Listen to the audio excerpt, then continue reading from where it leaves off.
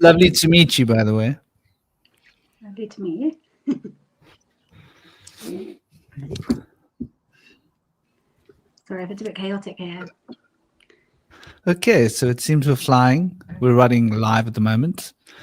I'm joined in my studio here by a few really lovely people, and we're going to be having an exciting conversation about something which is quite imperative at the moment, very close to my heart personally. It has to do with these eclipses that we've been experiencing, as well as a whole sort of,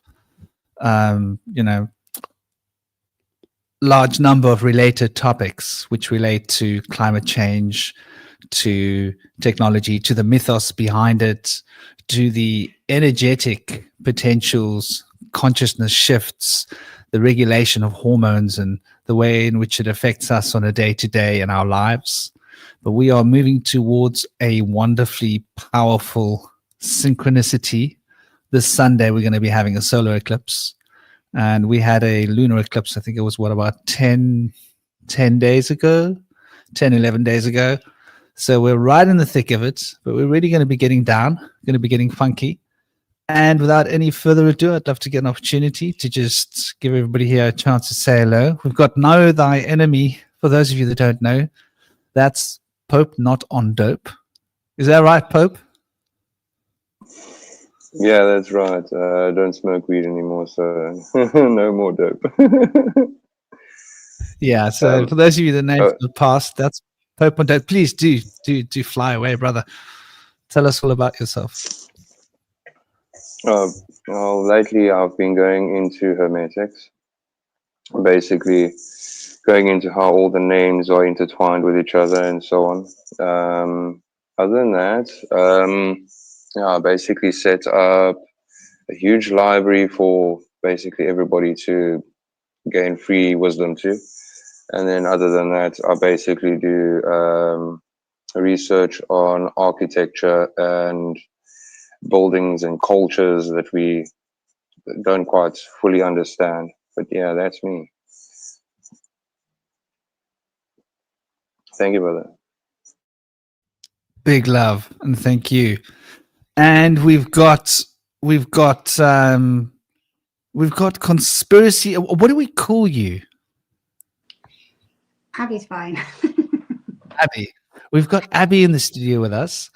I've met Abby in a group with Pope, with Know Thy Enemy. And Abby's been sharing some lovely ideas. And I believe that you stream on TikTok. Is that right? That's your primary platform? Yeah, mainly TikTok. Well, this all started kind of in the spring when I reread parts of the Gospels and Revelation and realized if any of it's true, we are definitely not at the start, but we are at the end. And yeah, that effectively there is a little season at the end of Revelation 20 where, yeah, stuff's allowed to go a bit crazy. And I think we've been in that time of deception and for at least the last 249 years, if not a bit longer. And I think that fits all of the conspiracies together, really. It's like a puzzle piece. So that's what I started sharing about back in maybe April, May time. And yeah, it's just gone a bit mad from there.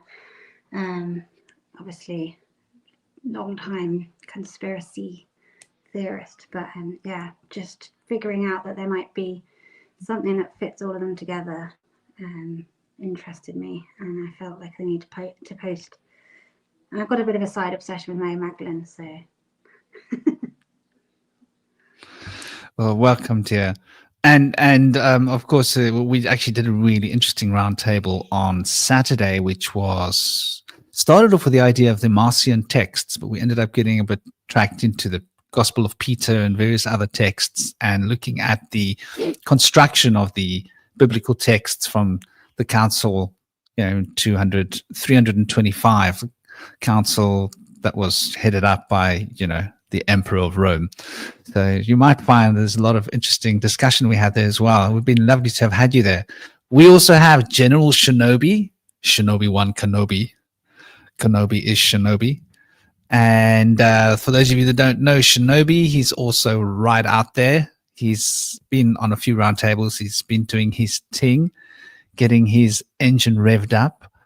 He does a lot of looking at very practical, grounded things. The UK, he'll tell you all about the water in the UK. People don't know what you need to know. It's the water that goes in that will change the flow. Keep you healthy. Make sure your kids grow. You never know, because they're out to get us. So Shinobi is a wonderful researcher. He's been sticking his fingers into all sorts of little hooks and crannies. And tell us all about yourself, dear brother. Hey guys, nice to meet you both. Thanks for organising this, Franklin. So I've sort of been deep diving into everything the last, I'd say, about 4 years. Before that, I was heavily I was sort of an autopilot, like going out every weekend, doing drugs, drinking alcohol and stuff. When I was a kid, I was aware of what was going on. And I got excluded for asking questions. In the end, I got expelled from school. Just always kind of been, always questioning everything. But then obviously there was a void, because I filled the void with drugs and alcohol. Like a lot of people are filling that void with AI now. A void has been created in people, and it's been filled with this artificial intelligence. And recently, I've sort of been very interested in the union of opposites, like the two opposites being one and the same, like the yin and the yang, like Saturn's square, like the heart, the mind, the vagus nerve that connects them both, and sort of going inwards but looking outwards at the same time, and realizing that the light inside us, like our DNA, is a frequency, and then so are the stars above, both of which are lights in water. And with AI, which is artificial intelligence, there's always a polar opposite.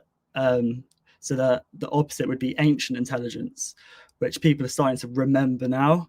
And I've been looking into water, like water gods or deities, and what water is, and like language, symbols and stuff, and just kind of how everything connects. I kind of view it as like, I guess, the plasma or the ether, like the space in between things. Like that's what I'm interested in. I'm not interested in this or that. I'm interested in space in between. And when I hear people lie or tell untruths on podcasts, it's fine by me, because I'll just bounce off it and it will ping my thoughts somewhere else, which I wouldn't have usually got to. So whether it's true or not, I think that if you walk the middle way, you can kind of find your own route. So that's what I'm about. I'm all about the middle way and connecting the union of opposites. Sweet brother. So let's get going as well. Yeah. Because you mentioned the Counts of Nicaea, and just wanted to say that because I haven't really looked into what the Counts of Nicaea is, but you might find interesting that in 2025, this year, there was a SARS virus, like a scenario, a pandemic scenario going on between 2025 and 2028. Okay, so 2025 is the number 9. So you have the 9, and then the SARS virus. So you have your 9 SEER this year. And what I have looked at the Counts of Nicaea, it's about bringing everybody together as one religion. And it kind of reminds me of Operation Bluebeam and AI, and wanting to bring everybody in a one religion. And all of this pandemic stuff, them looking into these viruses or whatever, it all ties in with just basically manipulating us. It's not necessarily about a virus, but it's interesting to see what they're up to on the multiple levels of like the script, so to speak. So yeah, 9 SEERS virus. I found that quite interesting. That is rather interesting, to say the least. Namaste, Bernadine, Howard. How you rocking? Are you guys well? I hope you guys are thriving, jiving, doing better than just merely, arriving. And yeah, you bring up some really interesting perspectives and things to consider with regards to the Nicaea phenomenon and where we're at right now.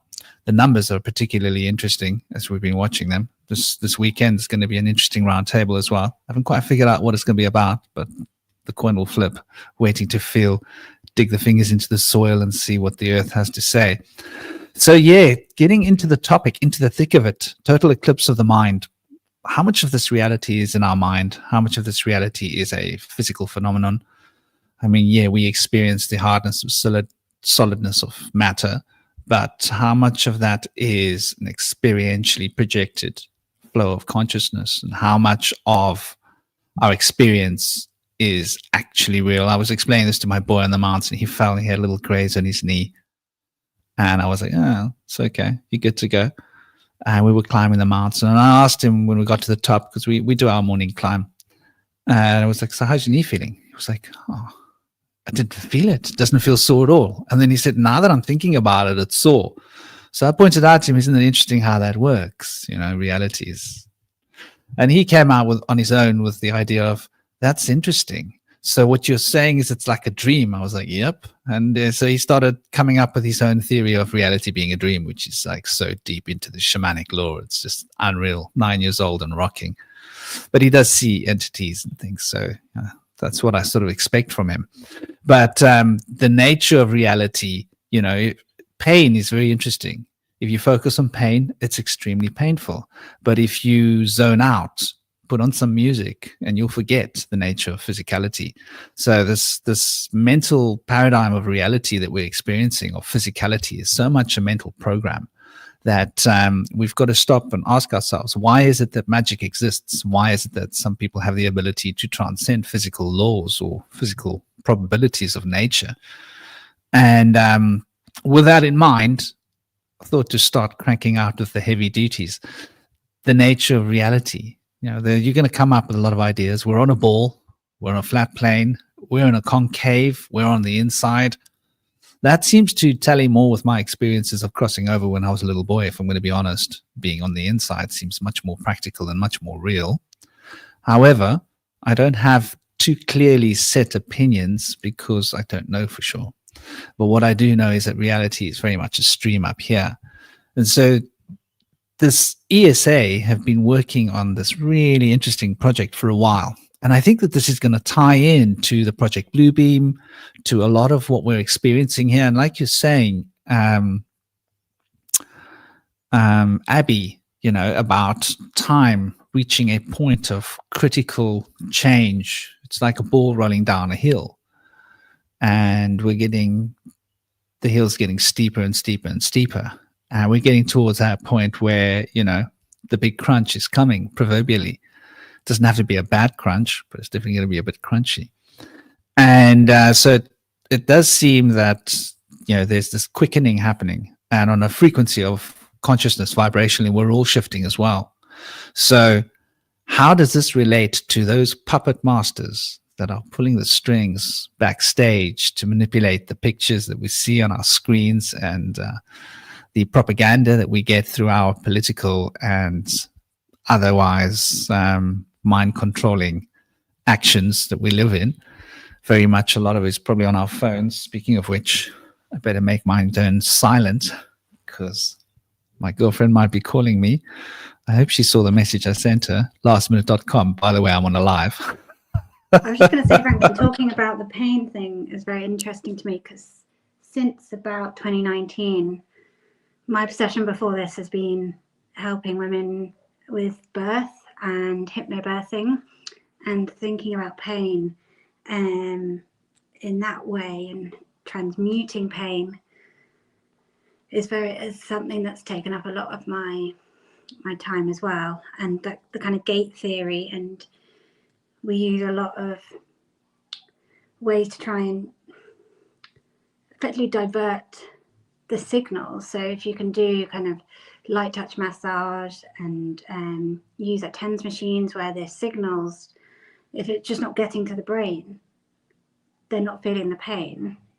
It's not that it's so different to if you cut off your arm or something, but it's such a mental game, and the kind of fear, tension, pain cycle. I think that's very interesting. That the more you fear something, the more you tense up, then it becomes like a self-fulfilling prophecy. I know not necessarily on the topic of this, but I just. Have you heard of Nassim Haramein?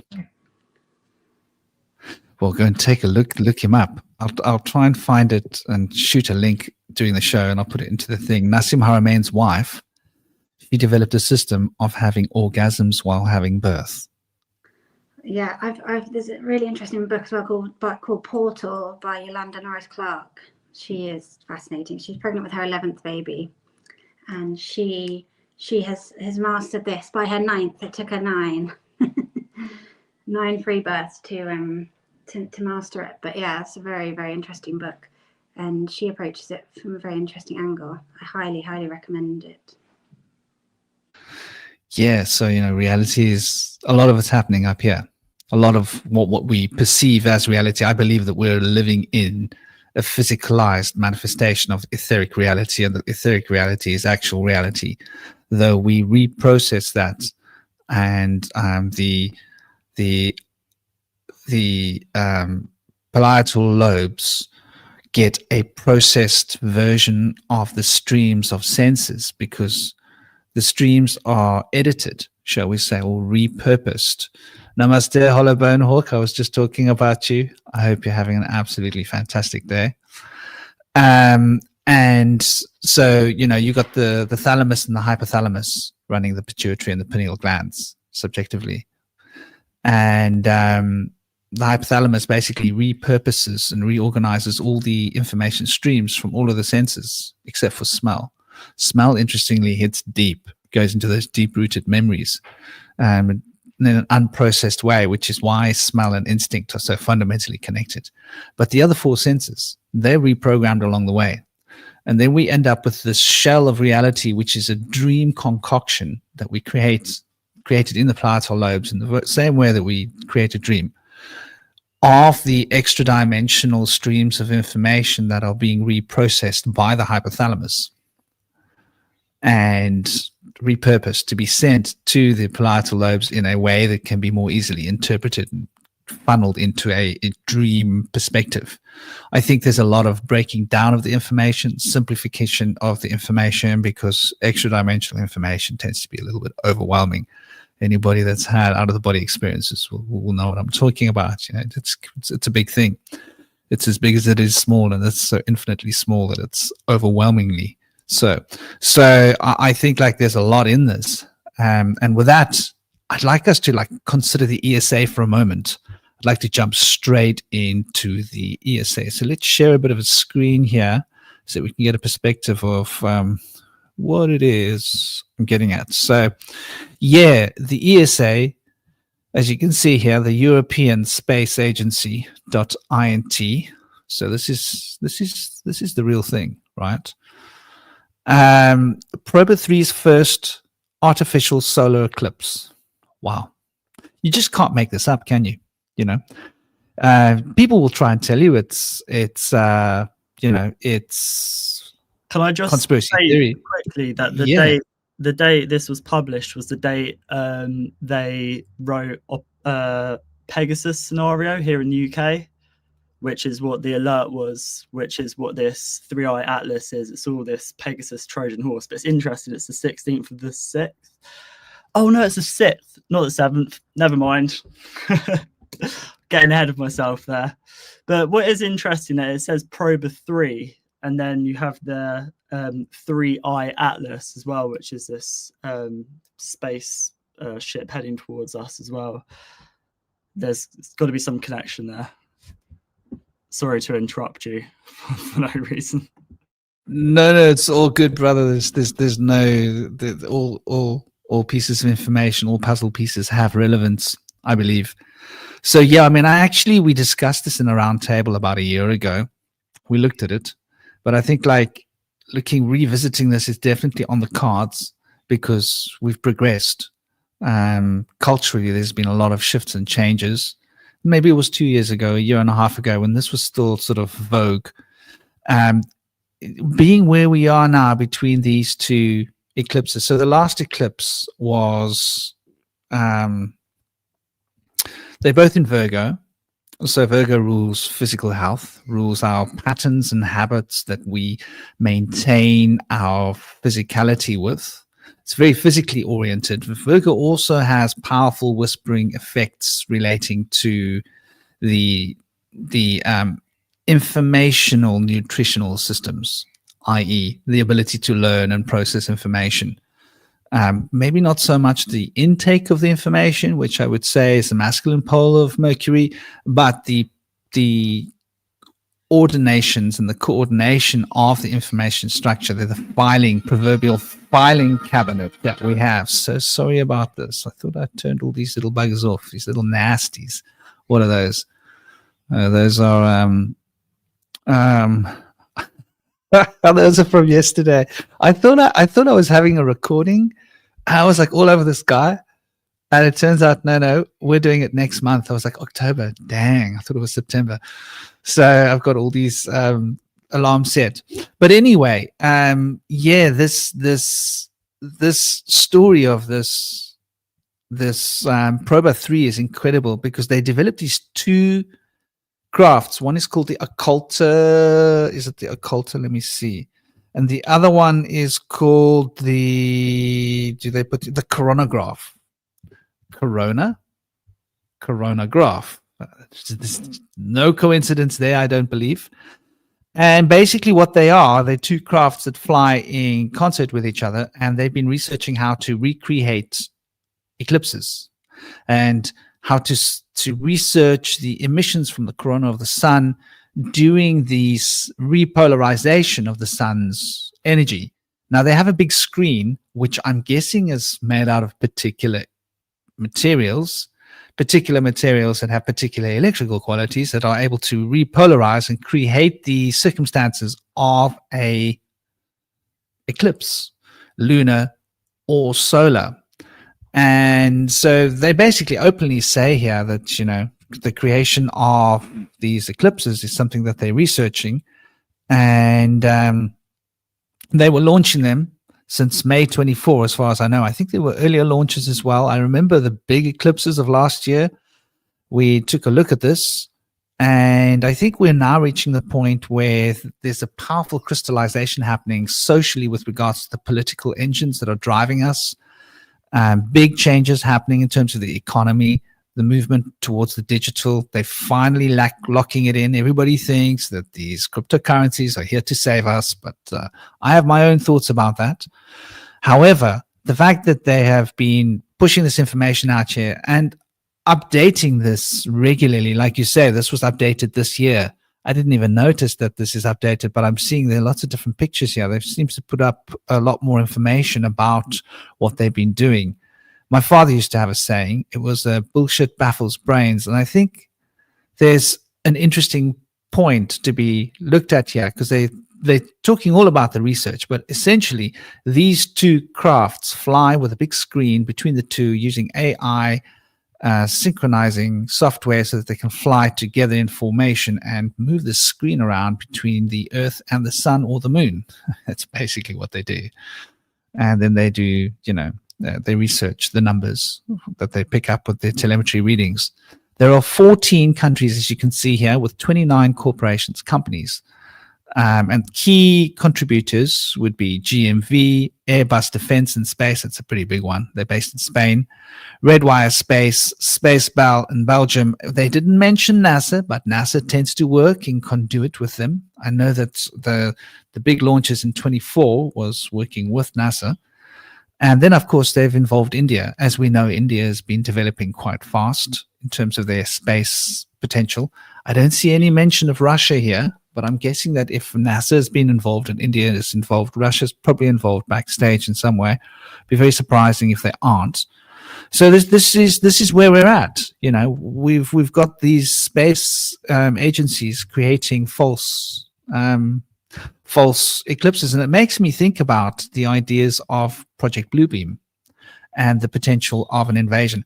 What do you guys think? I'm just going to throw this all on the table and say, let's roll with it. What are your guys' impressions? Well, I've got quite a lot to say on Operation Bluebeam and how it ties into It's just a bit laggy on my side. I'll let somebody else talk first. No, okay. Yeah, sorry, my signal is jumping around a bit, but to be honest, if things are being messed around with in reality to such a point where the powers that be can, set a stage for us to take things in within our form of reality and thought, if everything in reality comes from within and we perceive it, like logically within our minds, if you put it that way, if you think of hermetics, consciousness within oneself creates a reality depending on what what you're thinking the whole time. If you're in a state of fear that you think the world's going to end because of alien invasion or this type of stuff, and then you see that most of the things that you see on TV are generally all made up for you to think certain things, feel certain things, all in if it's on TV and so on and it's mass produced, you'll have the whole world thinking, okay, no, we really are going to have an alien invasion, or we're really going to have let's say an event that's going to create what we would call the end of like our networks, so that we can't talk to each other, or show videos of certain companies doing certain things. I honestly think that it is basically what these corporations are collaborating together with, is to basically make us think that reality is the way they project it. Like all these weird eclipses. I think it was the 8th of April last year, which was the last eclipse, and those rockets went up as well that NASA shot up. I don't know if anyone remembers that. Why would they shoot rockets up? Why would they shoot rockets up? What's the eclipse? That was Proba 3, huh? That was Proba 3 as well. Yeah, so the rockets were called Apep, which is the Egyptian god of chaos. And NASA writes on the side of their rockets in Latin as well, and they've said that it's for their sponsors, like who are their sponsors. And it's interesting. They launched these 3 rockets up, and now we have 3i Atlas coming back. It's like these rockets of this little like sperm have been shot up, they've been birthed or something, and then now they're coming back in the form of a hostile alien threat. But Operation Bluebeam or Project Bluebeam is a lot more than just a giant space show. Most people think of it as just a fake alien invasion, but Bluebeam isn't something that's going to happen. We're in the middle of it right now, and one part of Bluebeam was to detach people from God or Source, to detach ourselves from nature, from our higher self, whatever God is to you, basically. And in 2015, they did experiments where using magnetism, it affected your prefrontal cortex, and people lost faith in God in the afterlife. This is via magnetism. And obviously we have a lot of EMFs going on. We have blue lights on our screen, on our phones, LED lighting. The color for the year 2020 was blue. This was a huge step of Operation Bluebeam. All it means is Bluebeam is Project Fear. They're projecting fear, and they do that by a fable, a frequency, and this sort of fear. So they're probably going to make people be afraid of this hostile alien invasion. Obviously, they're causing civil war. They're doing that via magnetism, using the power of the lunar eclipse to send out this emergency alert. Basically, the gist of Operation Bluebeam is to detach us from nature, really, from Mother Earth, from what I see happening is the myth of Marduk killing Tiamat. I see that happening now with Saint George, and I can explain why. I'll try and go through this quickly. I do have images as well. Can I share some images? Is that all right? Sweet. Okay. So image file. I'm not sure how to share a whole folder, so I'll just have to try and flick through these. I think you might have to do them one by one. Yeah, there is a slideshow, but it might become. Okay. Sorry, I missed that. Maybe you can crank out a folder. Yeah. Here we go. Because I think this explains what's going on quite well. So this is NHS Pandemic Preparedness and Exercise Pegasus, which was published on the 16th of July, 2025. So 16th of July would be a 7/7. And so, and then the emergency alert that went off about a terrorist attack or severe weather or whatever, that would have been a 7/7 as well. Yeah. The second image doesn't seem to be sharing. Can you see at your end, Franklin?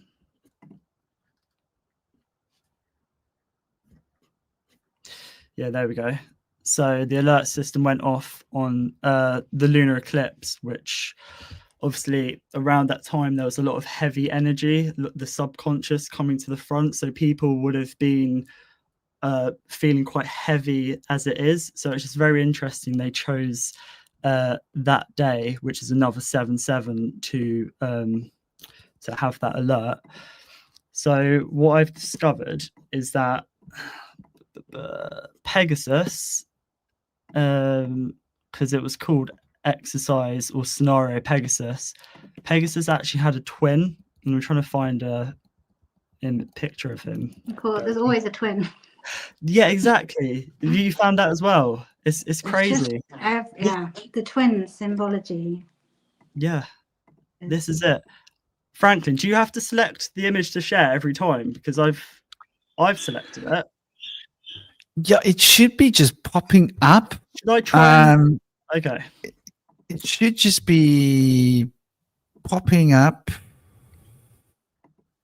There we go. I can try and share my. Is that the one? Yeah. This is the one. Yeah. So that's Pegasus, who's basically a white winged horse in Greek mythology, who's fundamentally good, and it's a symbol of virtue, poetic inspiration, and freedom. The one to highlight there is freedom, because he had a twin. And what's interesting about this story is that these twins were birthed from Medusa's neck. Now, Medusa is the Algo star, which is known as the demon star. You can think of it as the algo or the algorithm. And it's very interesting that recently there's been 2 neck fatalities. And it seems that this Pegasus or Chrysor is being birthed. Somehow these neck injuries in the sign of Virgo, which is like the mother, and you have Operation Pegasus going on at the same time.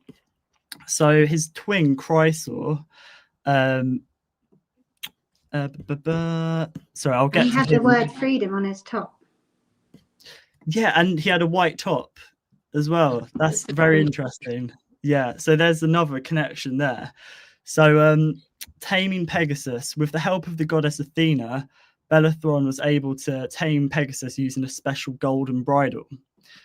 Taming Pegasus just means to control or to tame freedom. And you were talking about cryptocurrency earlier, and I'm wondering what this golden bridle would be. Like Bitcoin seems to be a bit of a honeypot. Maybe that could be one way to sort of take our freedoms by thinking, oh, it's fine to have this digital currency because we've got our free digital currency. So that's one side. But Bellerophon attempted to fly Pegasus to Mount Olympus, which was the dwelling place of the gods. And the Mount Olympus, I just see it as symbolic as the mind, like the mountain is the mind, and our mind is where the gods dwell. So Operation Pegasus, I believe, is a Trojan horse to get inside of our minds. And I have a couple more images to share because it ties into St. George as well. I thought I'd add one thing about the twins here. This is Yaldabaoth. Yaldabaoth is the original architect. Notice there's a twin element to Yaldabaoth, the lion and the serpent. 2 parts, but one. Very interesting. Yeah, I've heard that Sophia had twins, not just one demiurge. There was another twin. There's always another way. This is a thing. People say, oh, the demiurge is the architect of this realm. He's evil and stuff. It's like, but it's created by our perception. If we see that there's another, then it kind of it loses power. So yeah, this is Bellerophon riding Pegasus, slaying the Chimera, who would be a cross of a lion, a snake, and a goat, much like the demiurge, I guess. But the thing is, with the snake and the lion and the goat, they all kind of represent wisdom and courage. So I'm not too sure that Bellerophon was a good guy, and this kind of reminds me of St. George. St. George slaying the dragon. Have you been to where, because Uffington White Horse is not far from here, and it's a massive chalk white horse. It's been there apparently 3,000 years or something. And yeah, I think so. What looks like an old giant tree stump opposite is apparently where St. George slayed the dragon. But Okay. the patch of earth, which is apparently been stained forever by the blood of the dragon, is like pure white, which to me always looked like it would be more like a unicorn or like, yeah, a Pegasus. I thought that was very interesting. And it's right by the massive Uffington White Horse. Okay, I think I might have seen that. I've shared another image. It doesn't seem to be showing up at all. I think you've got to remove this image and put the other image up when you share another image, just by the way. Okay. Right. Is that correct? There we go. Yeah, so that's St. George slaying the dragon, and there's always a maiden in the background. And the reason I've made these connections is because I view the white horse as Pegasus, St. George as Bellerophon, who rode Pegasus, and the dragon as Tiamat. You can look at St. George as Marduk slaying Tiamat, because you have people in London flying the Red Cross, the flag of St. George, and at the same time you have Elon Musk up talking about our future of AI and how we're going to have a Star Trek future and stuff. And I thought for a long time that Elon Musk says we're going to be going to Mars, but actually, like, I felt what he means is he wants to bring the energy of Mars here. He's talking about war. He clearly wants empire, which is what Mars is linked to, war and empire. And it's a kind of very masculine energy, hence the slaying of Tiamat, the cosmic mother, the plasma, which is like our magic, I guess. And the dragon symbolizes wisdom as well. But then you have Christians who think that the dragon is Satan, but that's an inversion, because really, like, what's satanic? Destroying wisdom? I mean, you can't get more satanic than that, really. So much like St. Patrick drove the snakes out of Ireland, aka the pagans and shamans, and much like how Pan was cast out of people's minds, right now in the collective psyche, people, this Pegasus white horse, like the first horse of the apocalypse, like pestilence or whatever, this virus isn't a physical virus, it's a mental virus, some call Wetiko, but Pegasus is being used as a Trojan horse in the guise of freedom. Our wisdom is kind of being destroyed. So yeah. Also, I need to mention that Pegasus' twin, I'll say this quickly, Pegasus' twin was a pig or a boar. And then I've just shared another image, but it's not coming up. There's an interesting perspective there between the pig, the boar. So Vishnu is related to an eagle. This is from the Vedic cosmological trinity. And Vishnu has a avatara.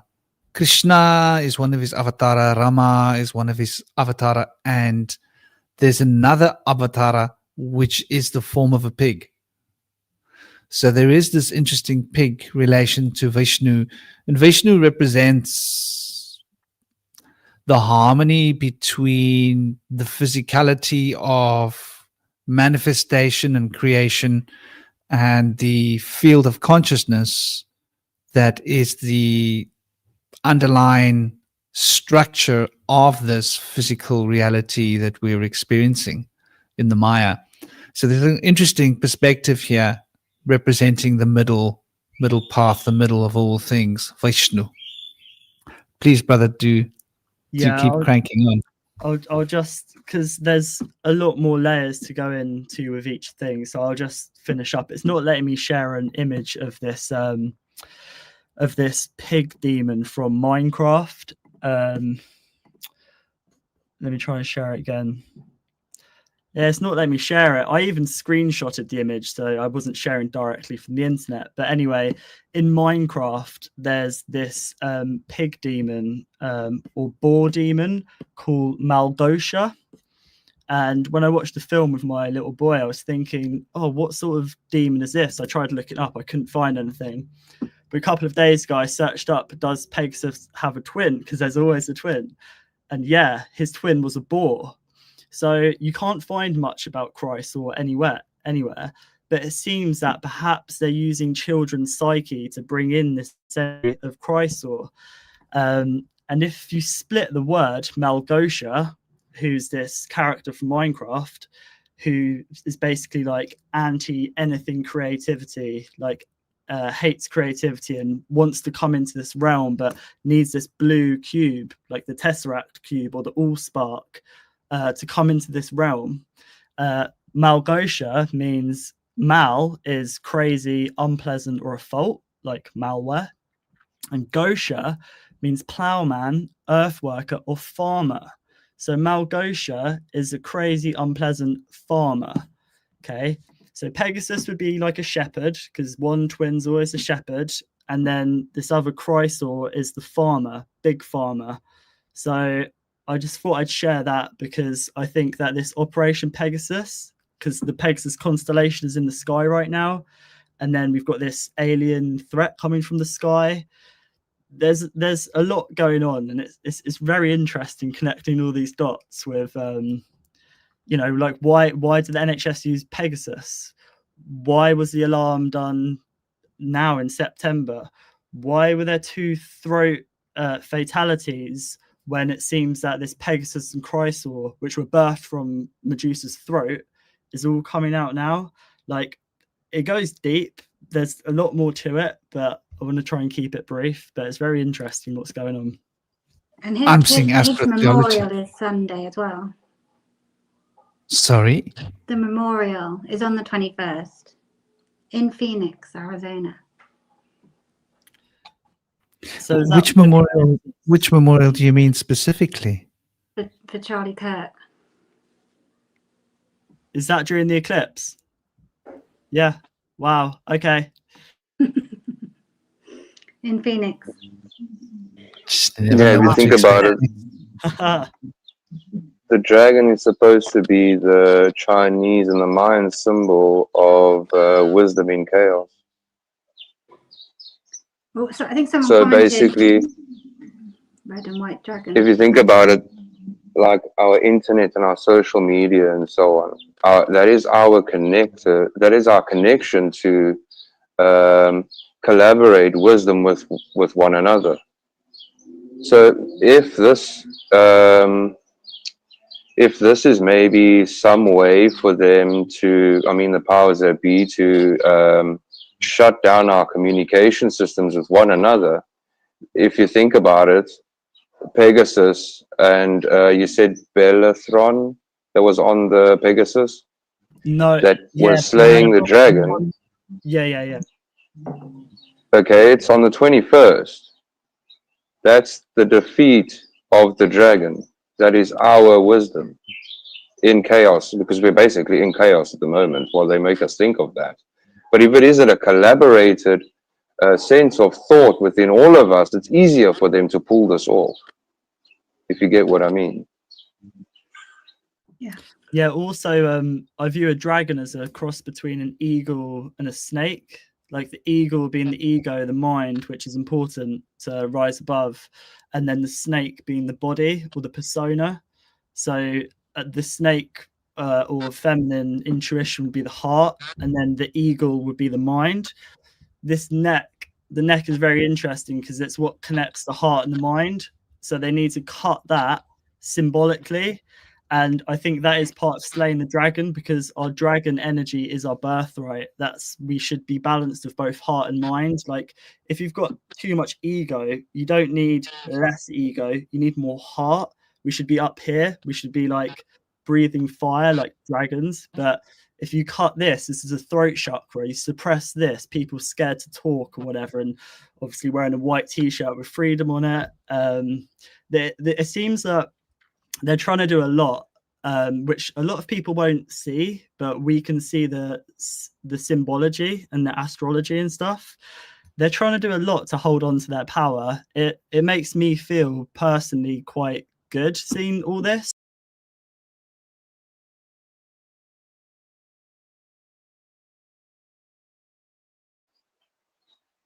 No, I think you lost connection. We lost everyone. I was going to say, with all the Merlin stuff, so the red and white dragon is all his prophecy. It is a prophecy, yeah. It's very interesting how we just lost both of them. Yeah, where they gone? But honestly, if that is how if all of the stuff is being orchestrated for us to have our basically our wisdom, our intellect between one another, to show each other, hey, this is what's happening over here, and another one saying that, yeah, this is also happening over here. It's like a connected collaboration. If there's no network, and we can't, I mean, if you look at what happened in Nepal after the social media and stuff went down, the people went absolutely ballistic. They really went, there was a real uproar. Now, maybe once they saw this happening in Nepal, they were like, okay, wait, I think we need a better plan here. Because if we cut the network and everybody goes absolutely crazy, we've lost complete control. We have no control of the chaos. And we are the wisdom and the chaos in itself. So maybe this is a way or a form for them to, like we say, the world is the stage, where they collaborate whatever it is with parlor tricks and so on, so that we can believe that this is going to happen. We can believe that, okay, cool, something's happening with the sun, and we now know we can't blame the government for the networks going down. We can't blame them. It's the sun. It was an EMF coming off. It was a solar flare that created this. So I really, really think, now that you make all my hair stand up when you had mentioned that the 21st is the day that dragon was slain by Bella. You said Bellathron, I think. Sorry, it's the first time I hear that name, and I go quite deep into Hermetics, Gnosis. I go crazy deep into the old Greek mythologies and so on, which is basically what Gnosis is. Greek wisdom. Is it just a version of Bell and the Dragon? What I think it is, what I also think it was, I think if you take it in terms of collaborating all these stories together, which is what I do with Greek mythology, if you think of Jove being Jupiter and Hermes being Mercury and Quicksilver, if you don't combine all of these names, you can't see who the driving force is in this actual story. It's just another story with more breadcrumbs added to another story. So if you take Bellathron and you put Hermes Trismegistus on the horse that is slaying the griffin of the Tartarian Empire, or the wisdom, because I've seen it as a griffin as well, not just as a dragon. It's like a half and half. If you look at some of the flags as well, it's very, like you said, the eagle and the dragon are very similar. When you said that, I immediately made the connection there. That is, I think this is just another form of making a brilliant excuse for us within our reality, that this is the best way to suppress us communicating to each other the wisdom. And him slaying the dragon or the griffin or whatever it may be, whoever is on the horse, or that is on Pegasus itself, is the one that's suppressing the wisdom in chaos. They just need the excuse to do it, so that we don't create complete chaos like they would have done in Nepal after their networks went down. I honestly think they do it as a test. Okay, let's see what this nation does when we take away their network. Let's see what they do.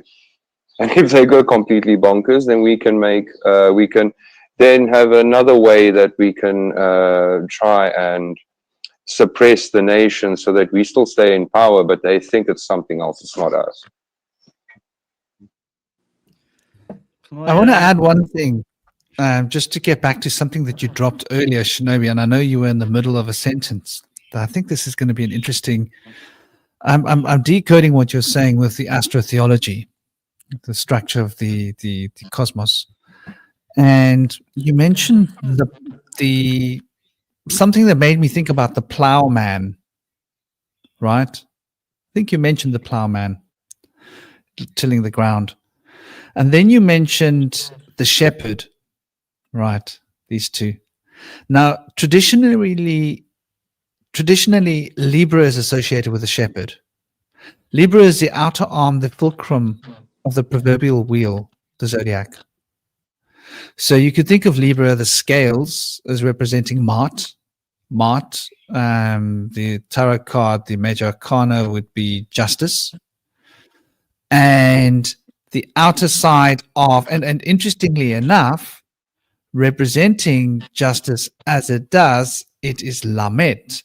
Now, when we look at Lamet, there's a form of breaking down Nauticron, which is breaking down the Kabbalistic values of the Paleo-Hebrew Phoenician language alphabet into two structures. There's Gematria, which everybody's aware of, but there's another way of permuting the numbers and creating new words out of existing words by splitting the alphabet, the alpha and the omega, into the two parts of 11, the double 11 codes. That makes Lamet the first of the second stage, which relates to the life force of the great bull. And I'm just going to keep this as a back note for a allegory with relation to the great bull of heaven driving the zodiac, right? The element of earth, the bull, Taurus, the tauric field of reality that is coming through. But Libra, representing the outer fulcrum, would thus be a representative of the periphery of the sphere. But the core of the sphere is the axis mundi. And the axis mundi, that is the plow. So this makes a connection between the plow being the North Star, the pole star, and Libra being the outer arm of the wheel. That is the furthest sign from the sun, right? Which is quite interesting because the sun relates to the pole star as it's sort of synchronized with the pole star. You could think of it as as our proverbial pole star within a bigger system, in terms of fractals. So there's a really interesting connection astrotheologically between the sign of Libra and the pole star as it relates to the plowman. And so I thought I'd add that in, but do please, you were in the middle of a Sorry, thing, and I think it was me that kicked you accidentally. No, I was it's trying to fine. close down one of my images, and then I Um, accidentally think I clicked the wrong thing, and next thing you were gone. I'm not going to finish what I was saying, so I'd pretty much finished anyway, and I'm going to make a proper video with it, with images and stuff. I'd pretty much finished. The main bit was Pegasus is basically a Trojan horse, and it echoes the myth and Saint George and stuff. But it's very interesting what you were saying there about the pole star, because the World Health Organization had Operation Polaris, which is obviously the pole star. And then the pole star is our center, which is our heart chakra as well, which a certain state in the Middle East have as their flag, as above, so below. So you can view the pole star as above, so below. It's kind of our center. The swastika as well represents the pole star too.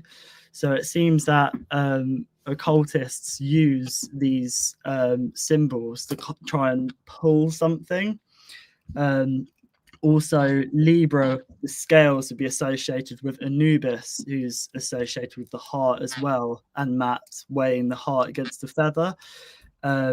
So I think we're kind of at a crossroads, going from a number 9 year to a 10 next year. But I just need to point out something in the chats that Altuition saying that Tiamat has never been depicted as good. She's a mother of all monsters. Well, Pan is the devil by that logic. Pan is Satan, according to the Catholic Church. So where are you getting information from that Tiamat has never been good? Tiamat just represents, if you look at the essence, is basically ionized gas like plasma or salt water. Okay, that electric charge. So Eve was evil. You have everything associated with the feminine being negative. Even negative is feminine. Black, chaos. Chaos is negative. It's not.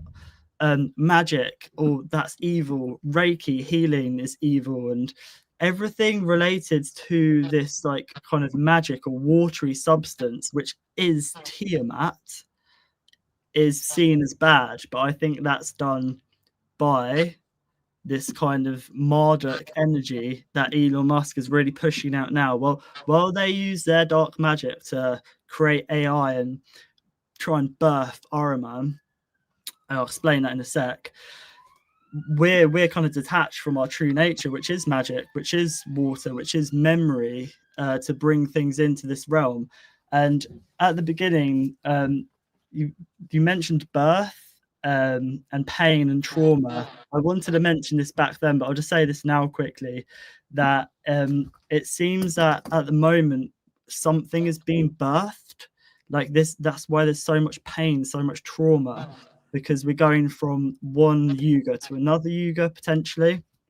And also a doula reminds me much like a dollar, like the dollar and a doula. It seems that the dollar is being used to bring something into existence, like via our energy, which is this kind of machine or mechanistic energy, because there's all the two twins. One is magic, one is the machine, one is nature, and one is this kind of opposite of nature, this kind of mechanical. So there's two opposites. We can either use our ancient intelligence, which is more nature or water or memory, or we can use the artificial intelligence, which is coming into the minds via air. And I think that this kind of echo of Marduk is kind of telling people that no, magic is bad.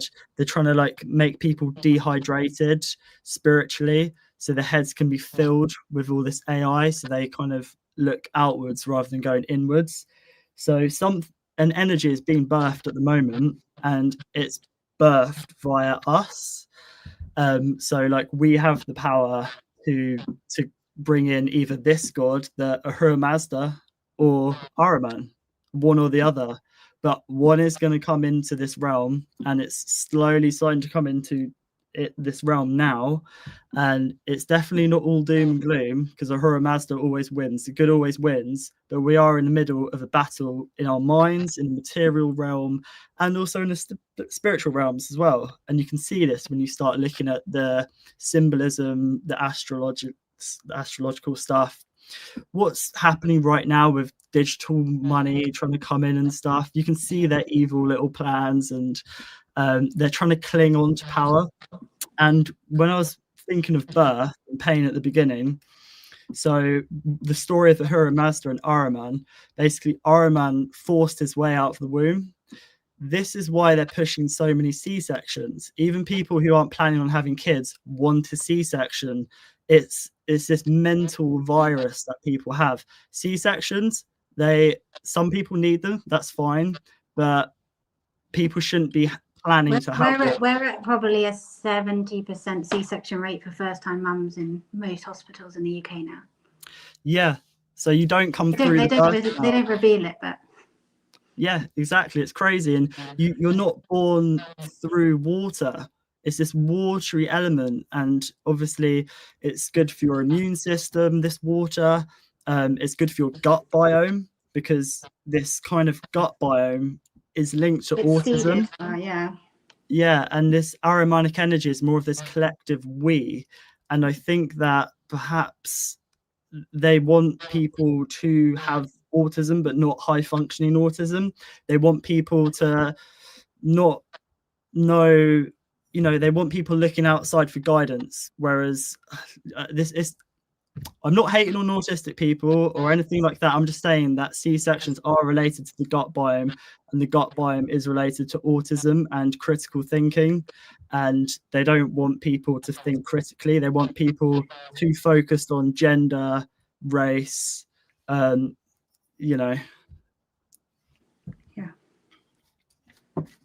I think it's also. Yeah. Sorry. That's okay. Oh, anyway, okay. So the Rothschilds basically, they did two very, very massive things that they pushed, and that would be raw milk needed to be pasteurized. Okay, which is very interesting because it naturally comes from the it naturally comes from an animal that created. I mean, it's like pasteurizing your mother's milk when you're a baby. It's the proper minerals that you need, and it actually I know numerous people that have helped their children with autism through giving them raw milk, not pasteurizing it, breaking down the minerals that's within the raw milk as well. But I mean, that's the world we live in. We live in a world where we're drinking recycled water that is completely dead, full of fluoride and who knows what else. There's no, it didn't go through a natural cycle. It's the same thing. If you can read what your body is doing, if you're drinking water but you're continuously running to the toilet, your body's obviously not taking in water. But if you put a bit of salt under your tongue, your body takes in a bit more of the water.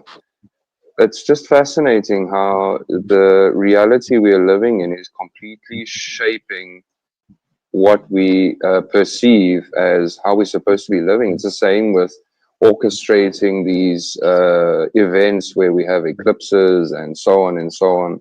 Never mind.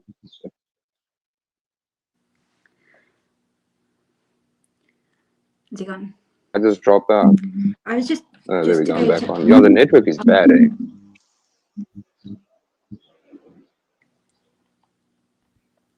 I was just looking at some events that have happened on the 21st of September, historically. And it's quite interesting. So 454 AD, the last of the Romans was assassinated. 1170 AD, the Normans invaded Ireland. 1792, the French Republic was announced, monarchy was abolished. 1949, effectively the Chinese communist government was established. So it just, if they are faking the eclipses, and what are they trying to bring about prophetically is quite interesting. I think that's a really interesting point that you bring up. You know, this obviously we're looking at the solstice. It's the equinox. So the equinox means that we're in the middle of the solar cycle. So we're pretty much between Libra and Libra's movements, right? Which is quite a prominent place to be at. Virgo representing obviously the information age. And so we're in the information age. And you mentioned the Rothschild family. I hope everybody's in the studio. Yes, he is in the studio. Yes, no, yes, you are. You mentioned the Rothschild family, and the Rothschild family, as far as I know, they were the preeminent funding family for a lot of the institutions that became our pharmaceutical corporations. They changed the face of medicine in the early 1800s, had a huge hand to play in our education systems as well. So Virgo represents the health of the physical body, pharmaceuticals, medicine. And Virgo also represents information and the processing of information and holding databases. So databases is going to be a part of, I think, what we're going to be observing, shifting laws and regulation of database information entry and legislation with regards. Now, at the moment in the US, I don't know if you guys have been following this, but there's a huge movement being pushed, and they are sort of getting rid of a lot of the smaller, localized organizations that are producing reasonable medicine for people, so that the monopolies can control everything. And this is really what we've got left from the Rothschilds' efforts that started in the 1800s in order to create this very large, top-heavy organization of control with regards to medicine that has become known as the FDA. And from this, we've sparked up this ridiculous farce that we all witnessed in 2020 that became like a bit of a circus production. Unfortunately, a very real circus production that hurt a lot of people. And testing weapons that were obviously developed in Wuhan province, which, interestingly enough, had been actually brought up by, of all people, Clinton in 2017 in a congressional hearing, where she had pointed out that the Wuhan province, they had a test site there that was developing a COVID-based weapon system, and that she didn't think there was enough oversight for the development of weapons, because if it were to escape or, accidentally leak, it could become a national, international incident, which is exactly what we've witnessed. Whether it was accidental or not, that's a question. But I think that public health is going to be under the gun, which is what we see now, the FDA bringing in and tightening their rules. They've already got 21 vaccines for babies by age 2, which to me is just madness, right? It seems ridiculous. Any vaccines before age 2 seems ridiculous, right? I mean, you've worked with mothers, right? Mothers are giving their immune systems via their mother's milk to their babies. I mean, if someone sneezes within you, apparently the antibodies to whatever's in the sneeze is in your milk within something like 4 minutes or something ridiculous. So, but the fear mongering's huge, and like New York, you have social services come around if you try and refuse these things. The pressure is just enormous. I mean, I had a 2-hour call yesterday with a woman. Hopefully she's going to spread some information. There's a big maternity services review going on in the UK at the minute, because pretty much all of our services are, failing. And a large part of that's because the resources are all being channeled to induction, C-sections, just everyone being labelled as high risk. And the resources are being stretched so much, but it means the women that need the extra support that these things are meant to help aren't getting it, because they're putting everyone through the conveyor belt system. And I mean, the volume of injections now, and it was the flip-flopping in 2021 about pregnant women should have it, pregnant women shouldn't have it, pregnant women should have it. and I personally don't know how anyone chose to do that experimental thing if they were pregnant like I was in 2021, but I can see the pressure is just enormous. Your entire midwife appointments are pretty much a propaganda exercise about it. It's very fascinating, but yeah, I mean, I think the seeding of the gut biome, all of the benefits of natural labour and birth are being very steadily eradicated. I mean, this started with, we were talking about the witches and magic. There was a big campaign in the kind of 1800s to vilify midwives as unsafe, unclean witches. Their knowledge just eradicated what used to be wise women passing down the ways of helping. And I mean, it's even like, for example, breech birth. It's a variation of normal, but doctors are now, and midwives are so de-skilled in it that they just put almost every breech baby is now just born C-section. Yeah, I think it's part of the trauma. They want trauma. It's the same reason why we have circumcision being popularized. A lot of children are being mutilated. And if they don't get you there, then they get you with the needles, right? it starts And from the all very those beginning. vaccines. Yeah. And if they don't get you there, they get to you in school. They get to you, you know, the kids, they want to get hold of them. And then, of course, now they want the children to be able to decide at age 7 whether they are ready to have a sex change operation, which is like all good and well. You know, you're not old enough to decide whether you can drive, whether you can drink, whether you can get on a bus by yourself, but you're old enough to decide to change your body permanently forever. That's quite a big step. In the old days, parents used to take responsibility. You know, parents had to. Here's an interesting point about birth. I came to South Africa to have my son, who's now 9. I don't know if you can hear him in the background, theatrics. And I didn't want to be in the UK because of excessive oversight. And I thought, like, I don't want people messing with my business. And so we came here, and I was like, hold a moment. I got myself a lawyer preloaded prior to the birth on fast dial.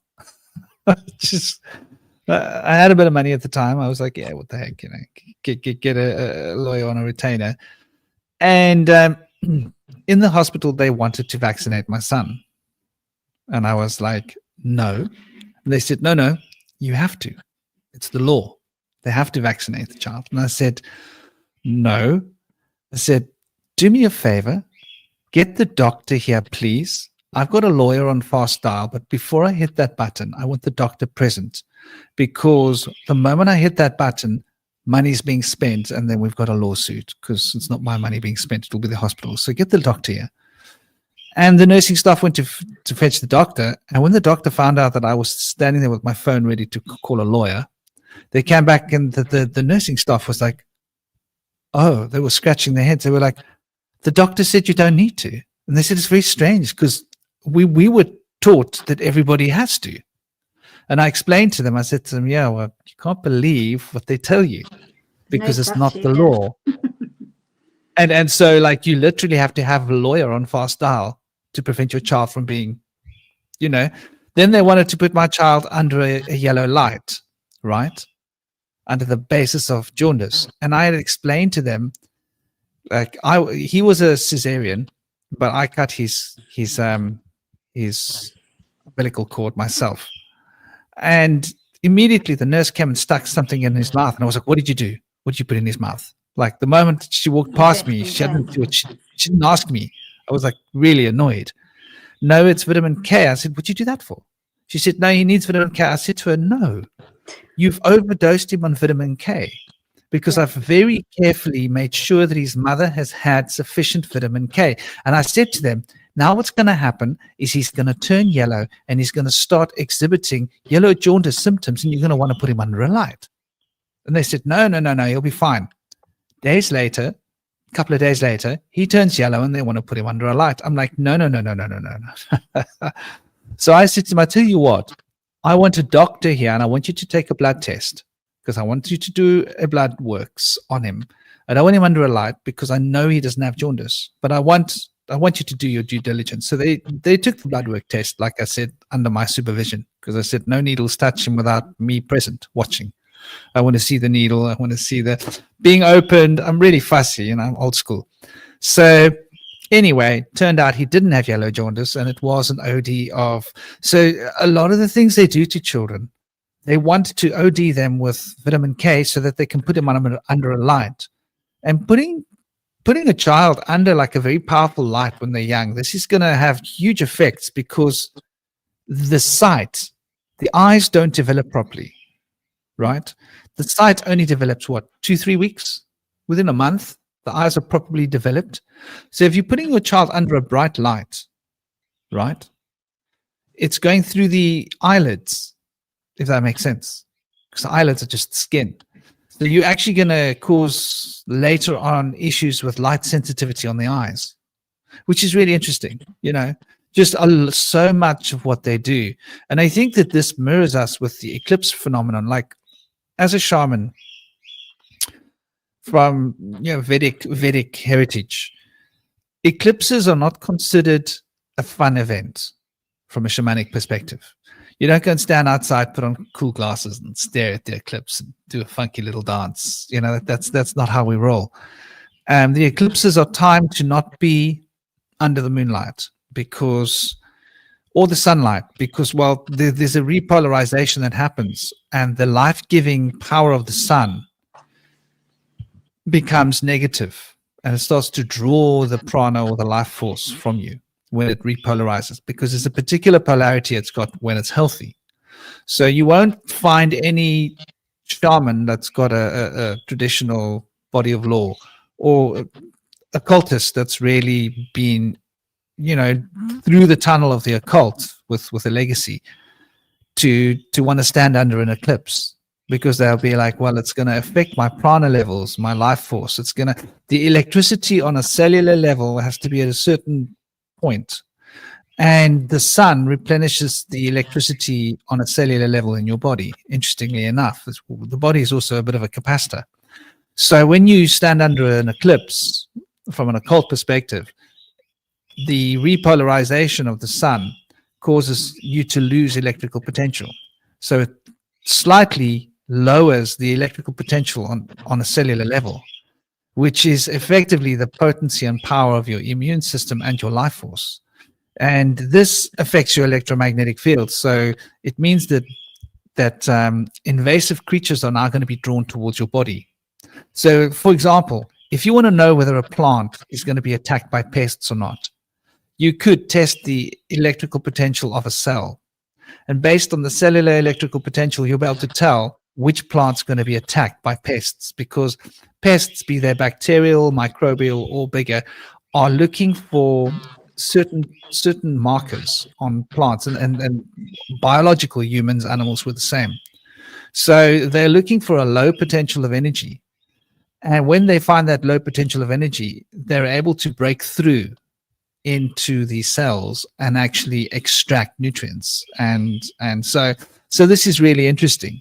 You know, this idea of the eclipses being made so much of a party phenomenon. In old times, people used to hide away from the eclipse.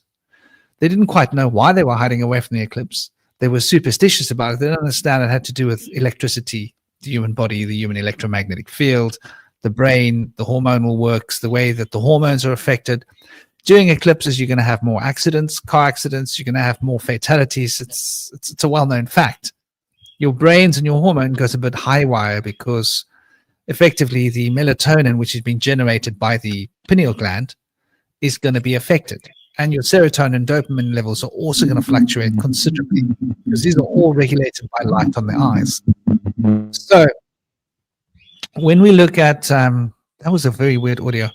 When we look at the eclipse where we're standing now, I think that the reason they are doing this memorial on the day of the eclipse is because that's going to assure that the energy generated during the memorial is going to be a little bit wacky and crazy. It's an interesting concept, you know, that they're doing that, because it really doesn't make any sense. Have we lost some? I wanted to mention, no, I'm here. I'm just going to have to go in a few minutes though. But one thing I wanted to mention is I did a little bit of research on how, what do you call these facilities where they house people with mental problems and so on? On a full moon, they go absolutely like it is the most hectic time for them. They double up on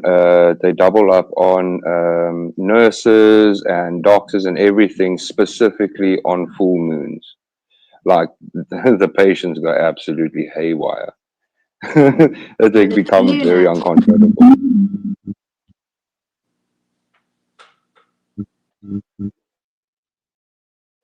Yeah, I didn't quite hear you there.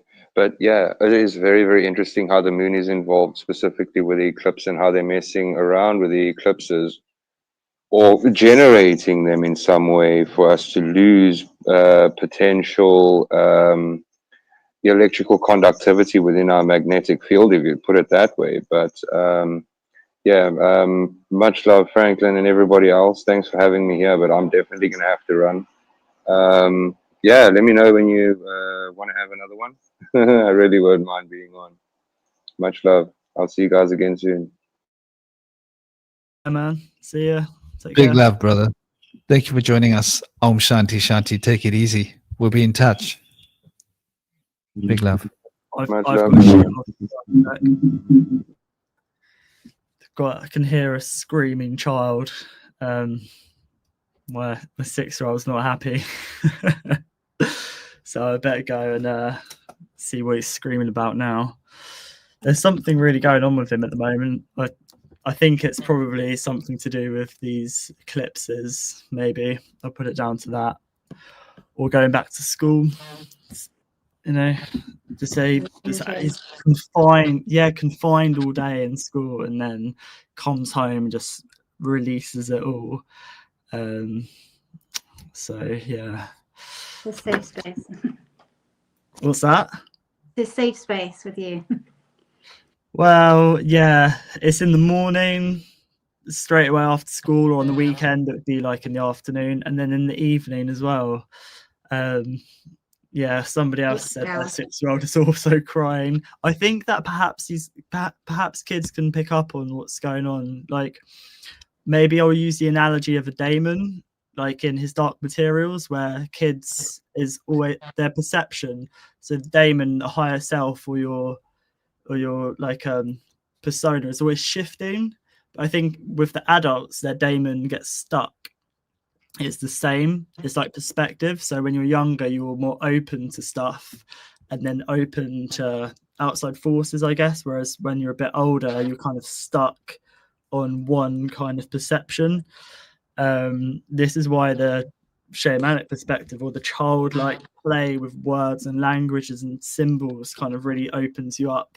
But yeah, I think that kids don't really know how to let this stuff spin. Like I call it a vortex. I just let all this info spin around me, let go what I don't need, and then I let stick with my mystic, my stick, connect, and then I'll keep that and I'll save it for later.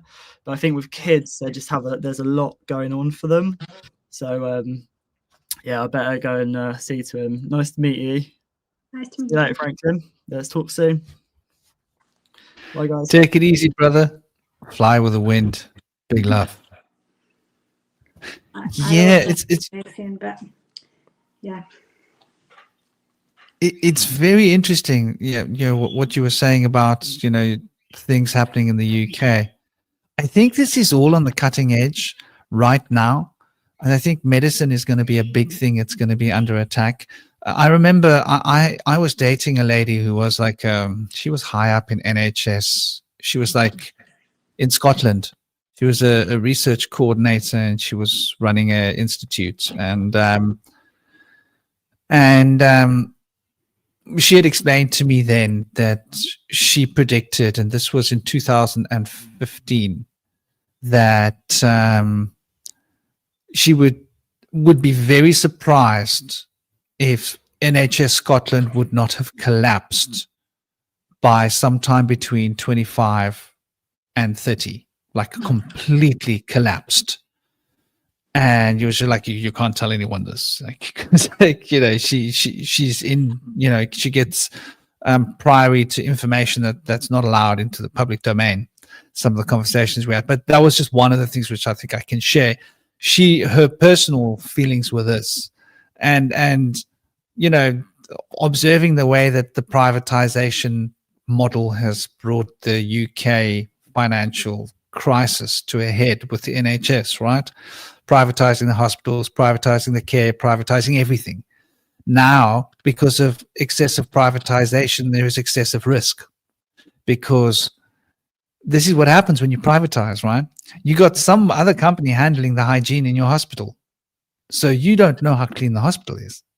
So that's an added risk for every operation. A lot of it is the staff are so scared by policy to even step in when, like, we were in there once and from my daughter cut her eye open on holiday, and it's just like one porter sat there for like 3 hours doing nothing, but they're desperate for porters in another room. It's just there's no coordination. But I think what I found interesting, I was talking to this woman from this journalist yesterday, and she was saying she's been looking at the because they kind of grade different departments on whether they're doing well or not on a kind of traffic light system, and it's like all the departments in most of the hospitals are doing okay, and then it's just maternity care, it's just red at the bottom.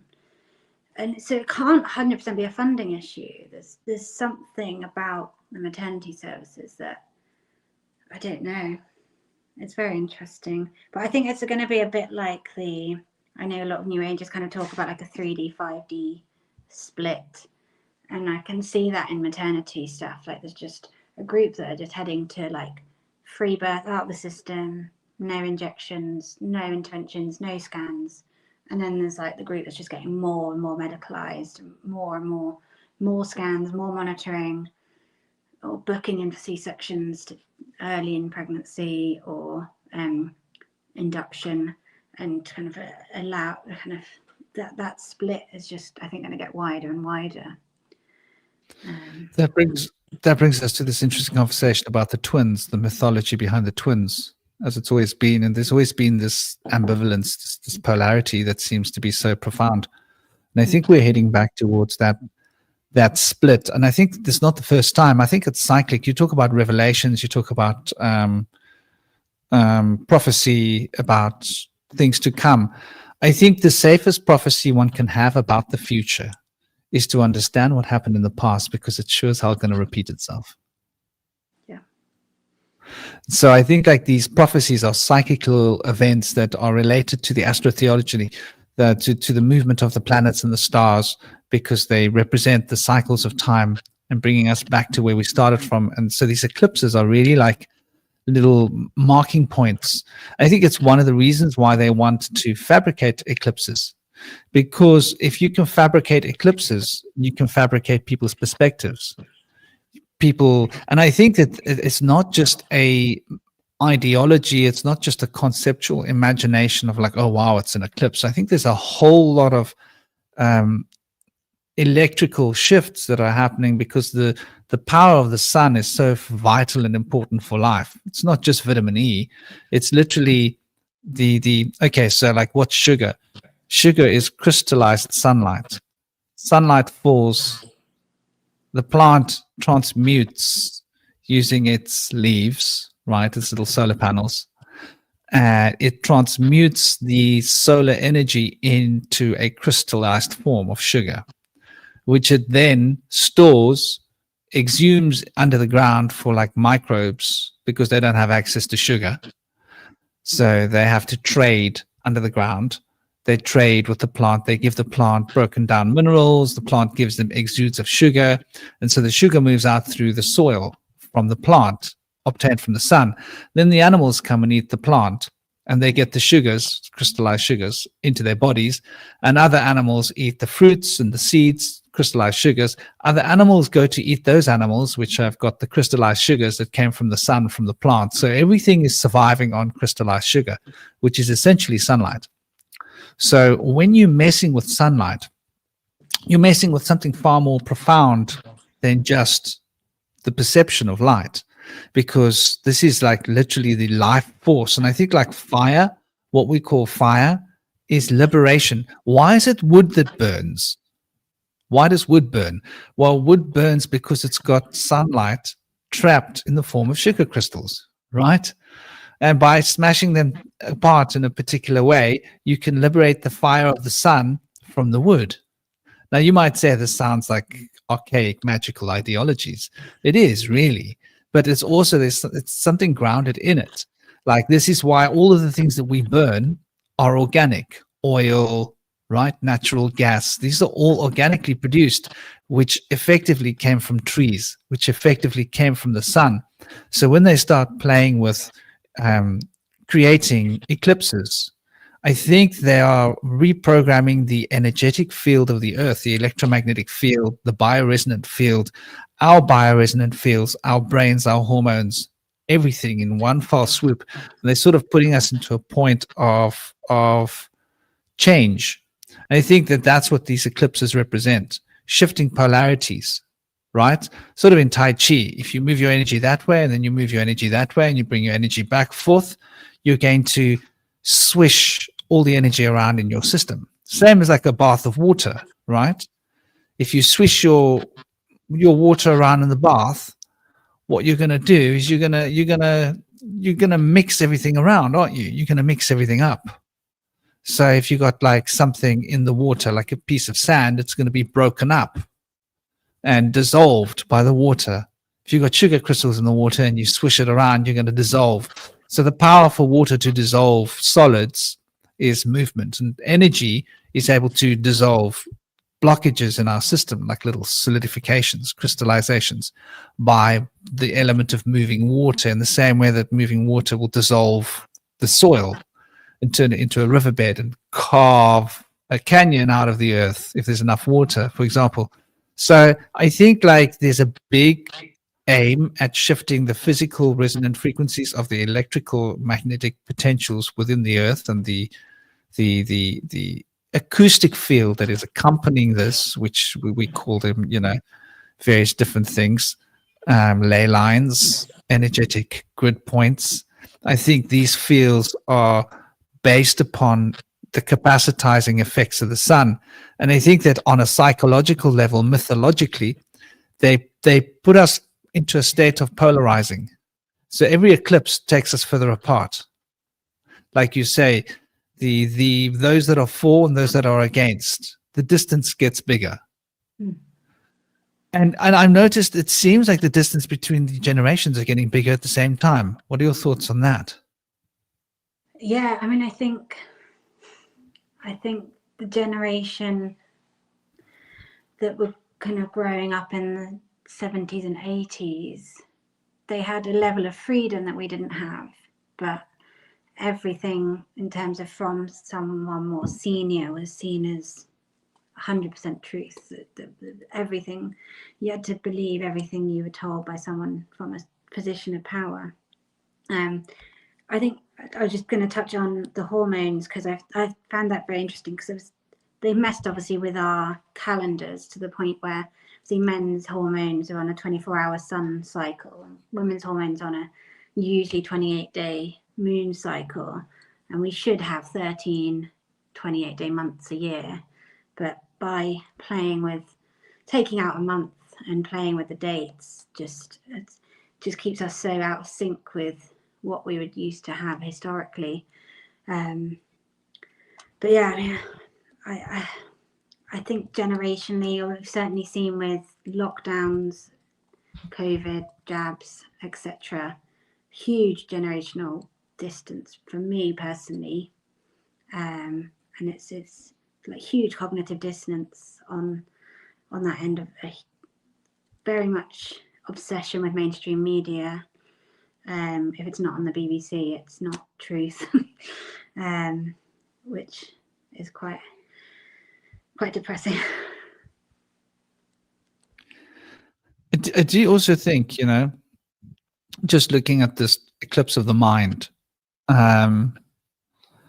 that there's been like excessively powerful psyops agendas coming to the forefront in the course of especially the last 5 years. I mean, it's been coming long and hard. I've followed the 2045 movement since it was built, which is obviously, this is the transhumanist agenda. And they really want to get us with as much invasive technology in our bodies as possible. It's part of the agenda. It's part of why the Georgia Guidestones had to be blown up, because they were releasing too much information. They had unrealistic goals to drop the population to 500 million. Well, it's easy. Drop the birth rate to like very, very low, almost non-existent. Make sure that the birth rate that there is ends up with problematic individuals that can't breed after that. Then you've ended the birth rate. Or choose not Then to you because they're so traumatized from the whole process. All that, yeah. And then generate a new form of creating humans, right? Like laboratory humans. This is what they would want. Genetically modified humans. It would be idyllic for them. And the genetic modification of the food, I think, is also very close to this point of the eclipse of the mind, the eclipse of the soul, the eclipse of the body, because they want us to eclipse what we were, to become what we are meant to become in their vision of our futures. And it seems to me that we're like rushing headlong down this dark tunnel, and they keep us marching really, really fast because of the economic consistencies, which is like inflation, right? Gets more expensive every year. So we've got to push harder to keep the money wheel turning so that we're able to maintain this circus, this financial circus that we live in, and add complexities to it. You know, the internet, bring the complexities to it, like your data protection and complexities to that, banking systems, and changing the financial system, I think, is at the heart of this movement. Like where you are in the UK, for example, there's no gun law, right? I remember in 2011, It's just you have to not have any mental health conditions, which I think is fair, but there are ways to do it. I think people assume it's completely banned. What are you talking about? Shotguns for hunting? Yeah. I mean, like handguns, private protection handguns.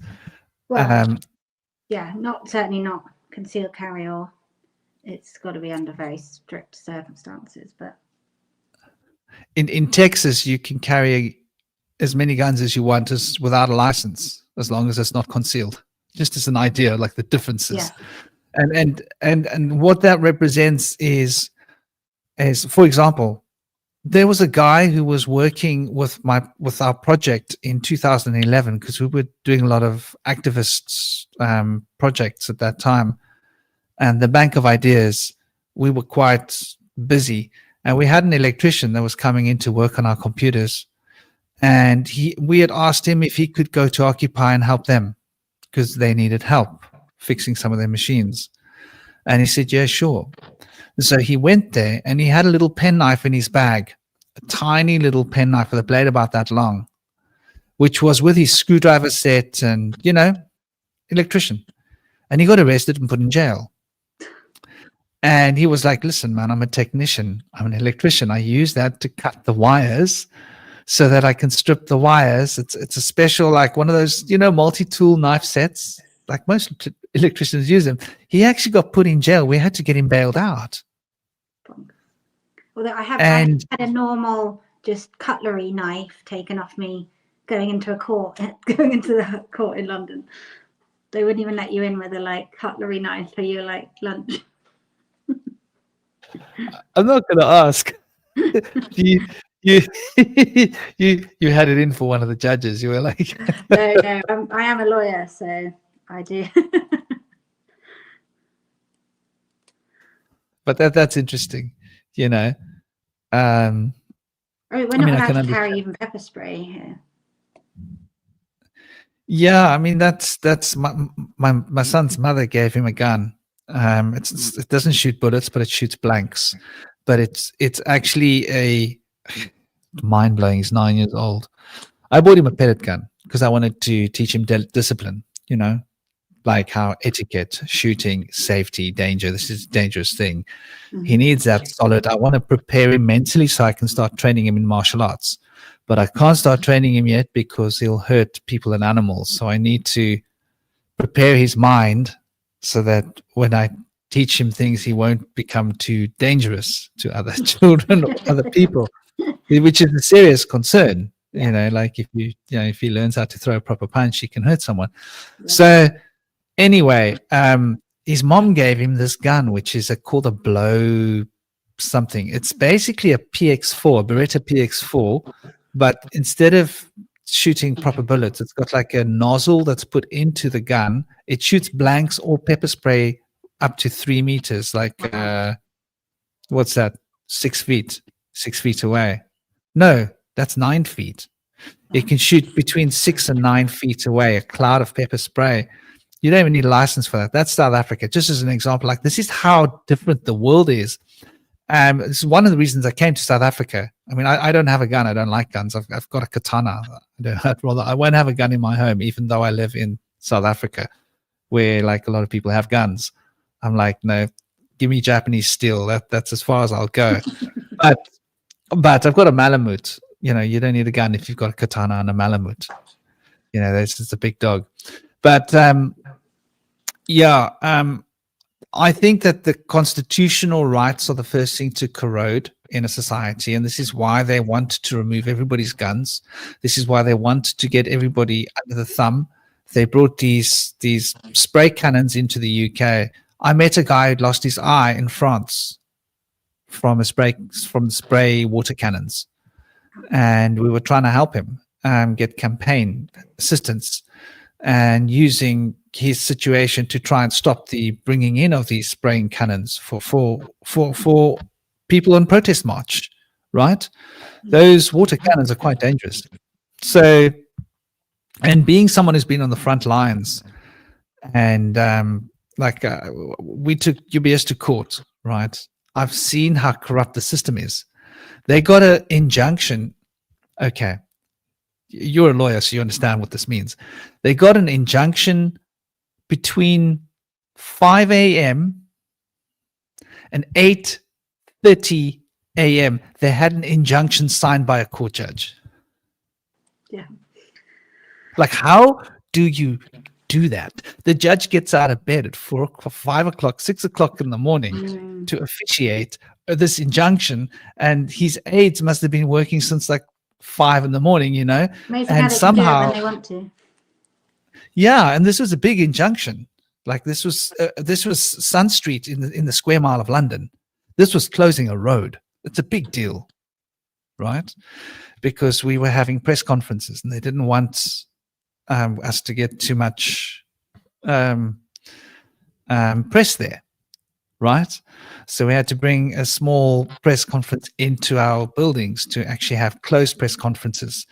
And so anyway, this engine, even the Crown Prosecution Services, the way they operate, there's a lot in this where they get their officiation and their power from. But I think that where we're at now between the solar and the lunar eclipse, it's that powerful signal of polarization between the twins that's being actualized here. And this division is something that we're going to be driven towards. Do you have to go? Do you have something calling you? Chaos is about to descend. The kids are home, are they? Three of them. So I'll love you. I'll love you and leave you. Well, it's been absolutely lovely, Abby. God bless Take you. care. Thank you so much. Have an absolutely gorgeous day. Thank you for joining us. Blessed be. Bye. Bye-bye. Bye. Take care. So yeah, I think this divisionalism, this idea of polarization is really what's like at the heart of what we're facing right here. And I see you guys talking about ley lines here. This is very interesting, this repolarization of the Earth's field and how it changes these life-giving forces. Like here in my home, I'll give you guys an example. There are different points where you can be and the energy will be all right. Where I am is almost a neutral zone. If I move a certain point, it becomes positive. If I move a certain point, it will become negative. And these points are like 1 to 2 meters apart, 5 feet. And it's interesting. Like I can feel these currents. I can douse them. I can move through them. And in your home, you're going to have these currents, right? And, it's very interesting when you look at it, like the way these energetic resonant fields operate. If you go into the wild and you watch the ants will always build their mounds in lines. I don't know if you guys have witnessed this. And on the lines that these mounds are built on, these will be places where there is an abundance of positive ionic charge. And the positive ionic charge has got to do with the positive ions of hydrogen. And this is what produces the acidity, and it causes anaerobic life forms to thrive. Ants thrive on it. Flies thrive on it. Maggots thrive on it. Anything that eats rotting substance, certain kinds of microbes will thrive on it. You get the anaerobic and aerobic life forms. And the anaerobic life forms are the ones that do not really want the oxygen and the positive life-giving potentials of the negative hydrogen ions that produce the alkalinity. So the different soil types, different types, certain plants will only thrive in certain parts of your garden. If you're trying to grow vegetables and they're failing, douse. You might find that 6 feet away, 2 feet away, 8 feet, or up to 10 feet sometimes, depends. There will be a part of your garden where your garden will thrive because the field shifts its polarity. And you can actually, if you just leave your ground and just observe it, let it go wild, you'll see that there are places where the plants thrive and places where they don't. Where they don't thrive, don't plant. Where they thrive, dig it up and plant. People tend to look at the parts of their garden and think, well, this isn't thriving. Let me turn this into a veggie garden. It's never going to produce. And so these polarities between the positive and negative ions, which is what produces alkalinity and acidity. Acidity is basically a count of positive hydrogen ions. And the positive ion charge count is what we call acidic. The negative ion count is what we call, this is a ratio, alkalinity. And the alkalinity is generally what we need as humans because we've been taught to eat negative food that is positively charged in such a way that it produces acidity in the body. And that acidity gives an environment for anaerobic life forms to thrive. And anaerobic life forms are usually life forms that feed on things that are degrading.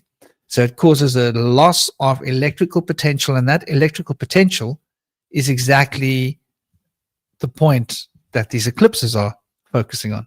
So I think that they can increase the potential differences between the places where there are hydrogen and positive, negative ionic charges, which occur in bands. And this is why the ants build their things in lines. I used to have a line of toilets in the jungle where I lived because I used to go to the old ant hills, and I noticed, because like you're living in the jungles, you're meditating all the time, you can feel the electromagnetic field through the earth, through your feet and your hands. And you notice you walk here and say, oh, my heart feels, and you walk here, you feel, feels nice. It's a bit jittery. And so you notice that the jittery places where you feel it are in like bands, and the non-jittery places are like in positive bands. And you want to sit here because it's positive. Then you'll notice that other animals and birds will put their nests in trees where there's positive ions because they want to feel that positive ionic energy.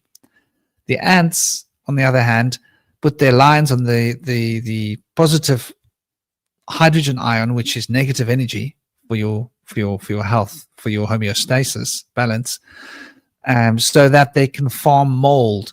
You see, the mold that they farm under the ground is more likely to thrive in an environment where there are more positive ions, because positive ions produces the acidity necessary for the other microbial life that are part of the rotting of the mold, or the, it's quite a head trip when you think about it, how these things really work.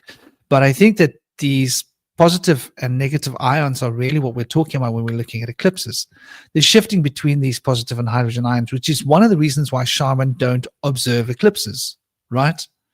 Like, you won't catch a shaman out there with glasses on looking at the eclipse, or not a shaman that knows these things.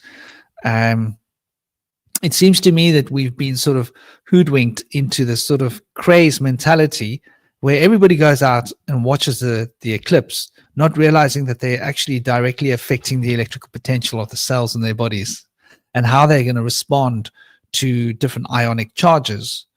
And these ionic charges, how they're going to affect their bodies fundamentally, and what that's going to do to them is there's a long chain reaction happening with all of these energetic influences. So, yeah, I think there's a lot to unpack when we look at these eclipses. And the eclipse of the mind has to happen in conjunction with the eclipse of the body. So this whole story of this guy that was, shot, and this whole drama that started with the Burning Man, that has become, filling our airwaves with dramatism, is being focused on that day so that their rituals can coincide with it. You see, that evening, okay, you guys ready for this? My school where I went, okay, I can tell you this now, I can tell you this for a fact. My high school where I went, right, and I'm pretty sure it's still the same because the old boys are a wing of the Masons, will be doing a ritual on that evening here in South Africa. And the time difference, I hope you guys are ready for this, when they'll actually be doing that, right, that particular ritual will be such that they will be here in the evening doing the ritual, doing the actual time that the people are getting together for that little gathering, right? Namaste, Pa. I hope you're going on. I hope you're going well. I hope you're thriving. And so, what we're talking about here is that there will be a ritual being done underneath the swimming pool of SACS, South African College Schools. SACS is the oldest Anglo-Saxon school in South Africa. It was around since the early 1800s. Is it the early 1800s? Was it the 1840s? I forget. It's the oldest school in the country. It's an Anglo-Saxon school. The old boys are a huge, prominent part of the Masons, and it's a Masonic recruitment space. We used to get a lot of this information.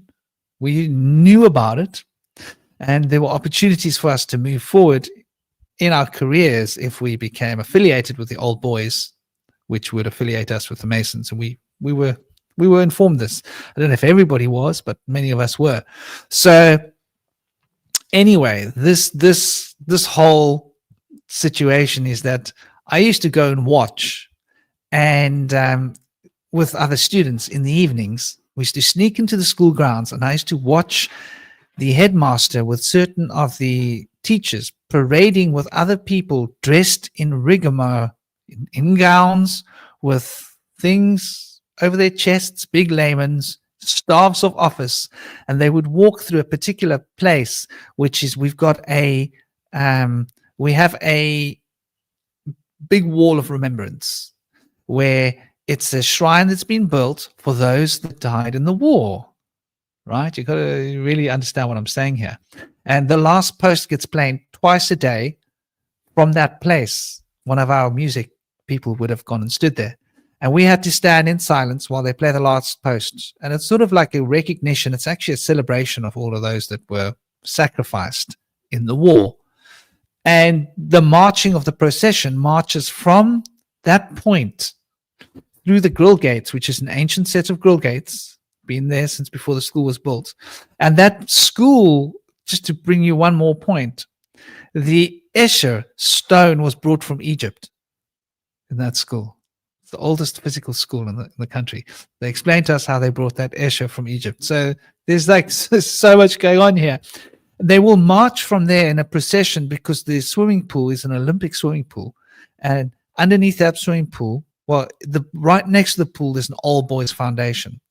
And that old boys foundation has a downstairs part underground.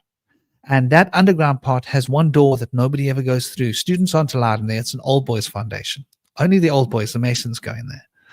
And certain of the prefects that live in the boarding houses that are part of things that happen to boys that should never happen to boys in an all-boys school involving certain faculty members, right? This was going on when I was in school. We all knew about it. This is the reality. I won't mention any names, but this was happening. And I got it actually from the horse's mouth of one of the students who I used to speak to about it. I used to say, dude, what's going on here? Like, he was quite gay. A lot of the boys felt threatened by it. But he had been, there things had happened with him and certain of the teachers. And I asked him about it. And he didn't want to talk about it. I said, dude, you can tell me. It's confidence. And I used to protect a lot of the boys in my high school because, like, what I was good at was fighting. An all boys school, if you're the hottest fighter, you can make rules. The other boys have to follow the rules. So the bullying was abandoned. Initiations of the younger kids wasn't allowed because all the seniors were scared of me. Even when I was younger, by the time I was 15, I was too dangerous to get into a fight. I would hospitalize my opponent. So nobody there wanted to get into a fight with me. So, but anyway, this guy was somebody who I had offered, and I'd looked after him. I made sure nobody messed with him. And he said to me, okay, I'll tell you, but don't tell anyone. And he explained to me that, yes, he had been, and it had been really difficult for him. And he had been touched and things had happened. So anyway, these pedo people in these schools do rituals underneath this Olympic swimming pool where there's a big water pool. And I can't remember how many liters were in their water, a particular number. I remember thinking of the number of liters was really interesting. Exactly. There was a lot of bullying in the high school, and they used to go and take the small boys and they used to push their heads into toilets. They used to beat them up. They used to make them humiliate them. They used to put them between the windows, and they had these windows that you could put down with the shutters closed on the outside and make them dance in their underwear, humiliating them in the tuck shop. And one day I saw this and I was so angry. I walked into the seniors' change room because I wasn't allowed in there. I was only 15. That's where all the 18, 19-year-olds walked in. I said to them, this nonsense has got to stop. And they were like, oh, who do you think you are? And the biggest guy got up and I floored him with a roundhouse kick. And I said, I think I'm the best fighter here. Anybody want to challenge me? And the guy I'd floored was like, he was the main big guy. So nobody wanted to mess. And I said to him, if I catch any of you hurting any kids in the school again, if I see any of this nonsense initiations, there's going to be trouble. So I was like really wild when I was young, but I did leave a legacy. And that nonsense stopped on my watch. But this bullying, it was institutionalized. It was accepted. The teachers knew it was happening, and it was all part of the same kind of hazing thing that you'll see in the Skull and Bones. They were preparing the younger children for this kind of hazing ritual, and I was aware of it then because I knew about the occult. I knew exactly how it worked, and so this is why I had lost respect for institutions of learning, because I'd been to supposedly one of the good schools. I wasn't rich, but my mom was quite successful and she had put me in a good school and I was able to, be there. But I had become totally disillusioned by the time I was 15 because I understood what they were doing, these magical rituals under the pool, which I was also doing magical rituals at my home, right? And on that evening, after they were there, I would go on the mountain on my own. You see, do my own thing. But I noticed these processions that would lead from the school up into the mountains sometimes, of people wearing black cowls. Very interesting. And they would walk chanting through the forests, carrying, flames. So I think that there will be a lot of magical work happening on Sunday. Yeah, you can count on it. There's going to be a lot going on. And it's the solstice, so it's the equinox. So it relates to the moving between the polarities of the positive and the negative ionic yielding energies, which is the forces of life and death, the balance. So they want us to celebrate that there has been a loss at the point where we're at that point of renewal. And I think it's really important. Namaste, Mooney. How are you doing? I hope you're good. Namaste, Equaluti. I don't know how to pronounce the rest of that word. And yeah, the spell solution, know thy enemy, much love. Big love, brother. It was an honor and a pleasure. Lovely. We'll have to do it again. So yeah, I think that there's definitely going to be this a lot of these magical rituals happening, and it's not by coincidence that this all happened leading up to that day of the eclipse being what leads into the equinox, so that they can have that sacred celebration of that person's life that was sacrificed. We're talking about ritual sacrifice here, effectively. And no coincidence. The fact that it's Burning Man, what is the Burning Man ritual all about? What is the Burning Man festival? Like, people go to the Burning Man and they don't know the roots of what Burning Man is all about.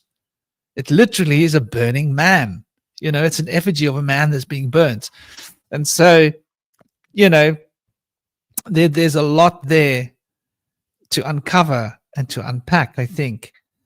And I do believe that we're reaching that sort of point of crisis energetically, where there's going to be a powerful resurgence of consciousness and energy that's going to sort of put us onto a new playing field. And they need us to be focusing on these little things while they backstage are working their spells.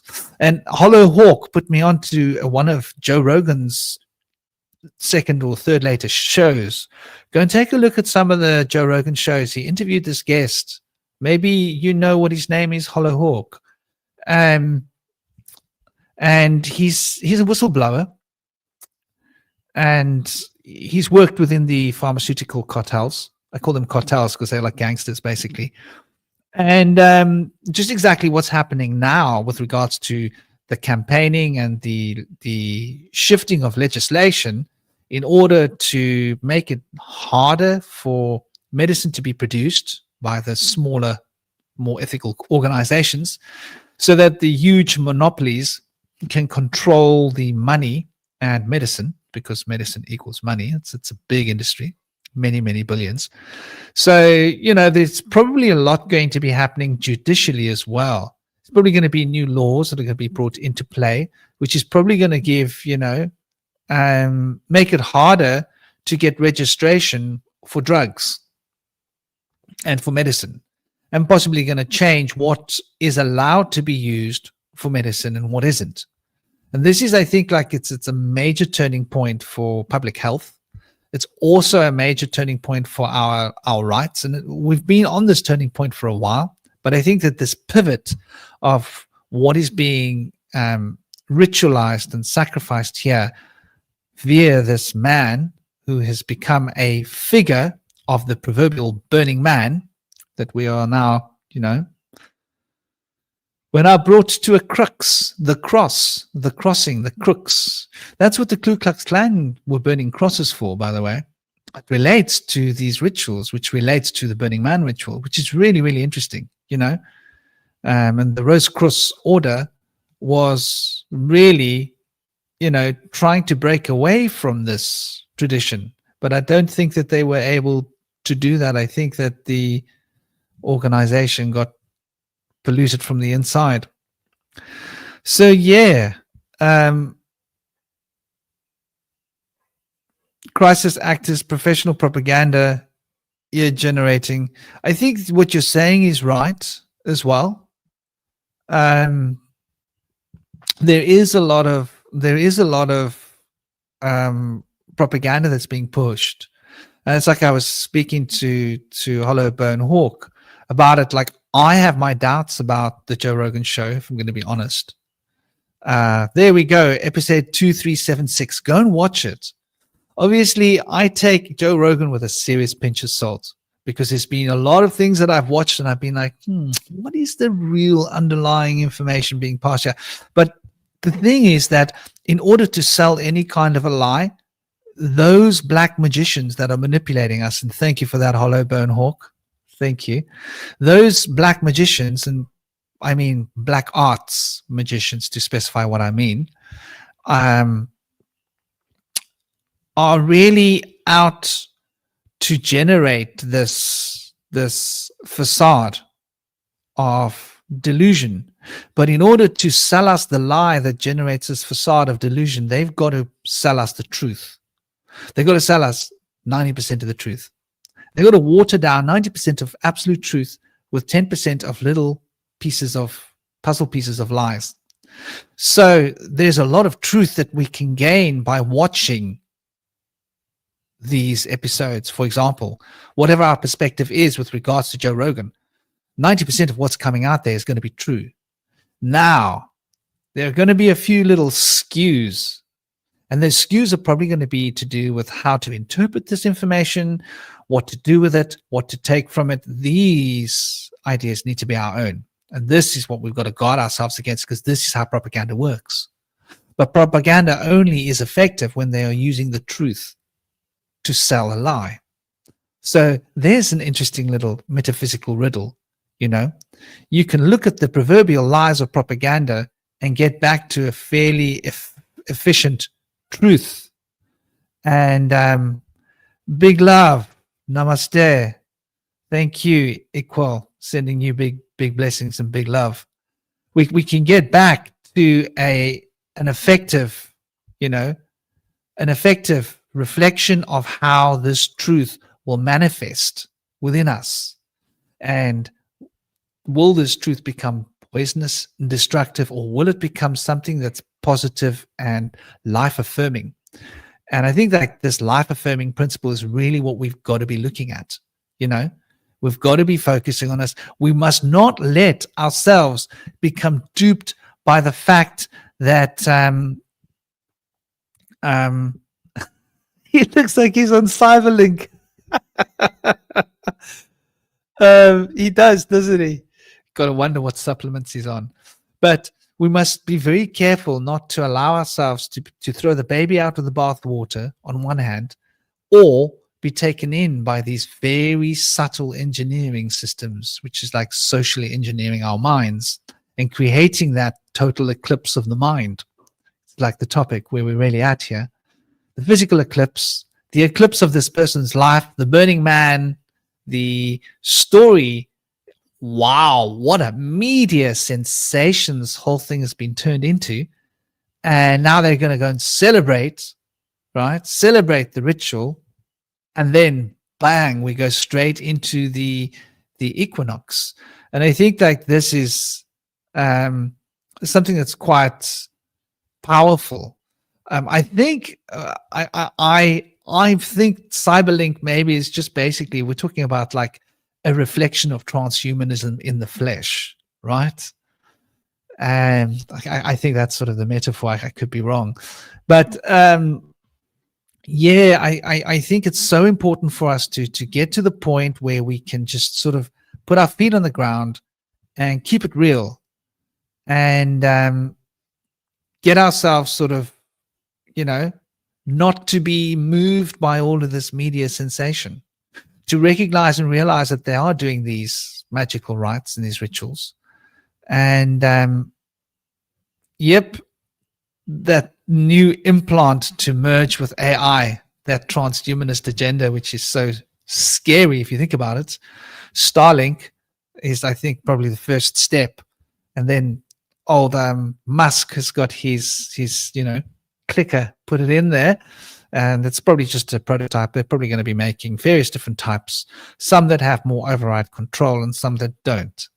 You know, like if you get the cheap version, you won't have much control over the hardware, and probably be rented.